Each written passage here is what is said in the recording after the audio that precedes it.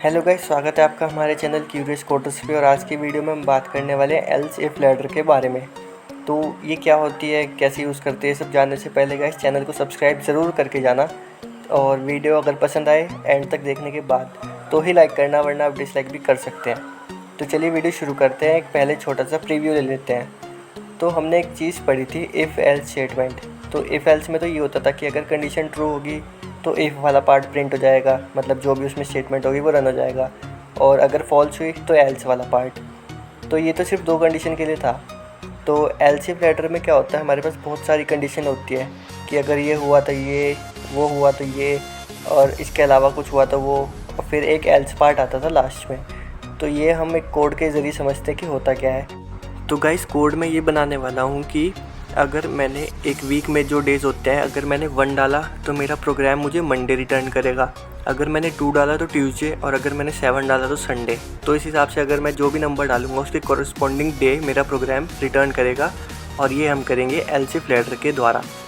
तो यहाँ मैंने एक मैसेज प्रिंट करा दिया है कि enter corresponding number of day in a week और स्लैशन। और अब मैं यहाँ पे मतलब जो हमें वेरिएबल स्कैन करा रहा है वो तो डिक्लेयर किया नहीं मैंने, तो वेरिएबल डिक्लेयर कर देते हैं इंटीजर टाइप का, और वेरिएबल का नाम रखते हैं डे। तो वेरिएबल हमने नाम रख दिया और स्कैन करा रहा हूँ मैं स्कैनएफ फंक्शन का यूज़ करके। और इंटीजर वेरिएबल है तो %डे लिखूँगा, और % ऑपरेटर का यूज़ करके डे वेरिएबल को मैं स्कैन करा लूँगा और सेमीकोलन लगा के टर्मिनेट कर दूँगा अपने लाइन को। तो गाइस अब शुरू होता है हमारा मेन कोड, यानी कि एल्स इफ लेटर हम लिखेंगे अब। तो सबसे पहले तो आएगी हमारी इफ़ कंडीशन। इफ़ कंडीशन में हम लिखेंगे डे इक्वल टू 1। अगर डे इक्वल टू 1 होता है तो आगे ब्रैकेट में लिख दूंगा मैं प्रिंट एफ मंडे। तो ये मैंने प्रिंट एफ मंडे लिख दिया, और इसे मैं लाइन को टर्मिनेट करा दूंगा सेमीकोलन लगा के। और इसी तरह इसको मैं कॉपी कर लेता हूँ ये लाइन को, क्योंकि मैंने हर स्टेटमेंट में लिखना है प्रिंट एफ।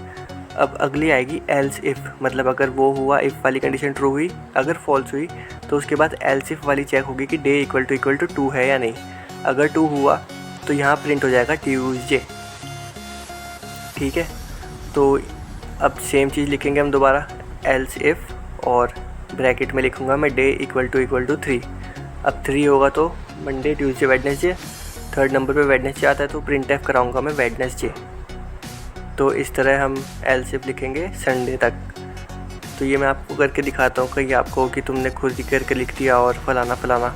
इतना मैंने कोड कॉपी कर लिया 2 बार, और अब मैं इसे यहाँ पे कॉपी कर लेता हूँ, पेस्ट कर देता हूँ, और यहाँ मैं इसका डे चेंज कर देता हूँ 4, और यहाँ लिख देता हूँ मैं थर्सडे, और ये मैंने लिख दिया। और नीचे वाले में 5 कर देता हूँ, और यहाँ लिख देता हूँ मैं फ्राइडे। और तो ये मैंने फ्राइडे लिख दिया। और अब मैं ज़्यादा लंबा नहीं करता हूँ कोड को। अगर आपको एक और लिखना है सैटरडे के लिए तो आप लिख सकते हैं, पर मैं यहाँ डायरेक्ट एल्स लिख देता हूँ, और आप सैटरडे वाला खुद ट्राई कर सकते लिख के। और यहाँ मैंने एल्स में लिख दिया प्रिंट एफ संडे या सैटरडे, कुछ भी लिख दूँगा, कोई चक्कर नहीं है। पर यहाँ मैंने डन लिख दिया, और अब मैं इसे रन करके दिखा देता हूँ आपको। ठीक है, ये मैंने सेव किया और ये मैंने रन कर दिया।